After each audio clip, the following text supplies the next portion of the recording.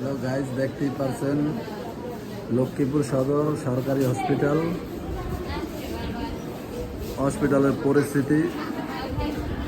মা, ভাই, বোন, পরিবার নিয়ে কি হাল দেখেন সবার। হসপিটালে কোনো সিট নাই, নিচে 2-3 দিন 4 দিন এভাবেই সবাই থাকে, ছোট বাচ্চা শিশু সবাইকে নিয়ে। দেখতেই পাচ্ছেন এই যে আমাদের লক্ষ্মীপুর সদর হসপিটালের পরিস্থিতি। এখানে দেখতে পাচ্ছেন কেউ সিট নিয়ে আছে, কেউ সিট নাই, অনেক লোকের সিট নাই। দেখতেই পাচ্ছেন এই আমাদের লক্ষ্মীপুর সদর হসপিটাল, সরকারি হসপিটাল।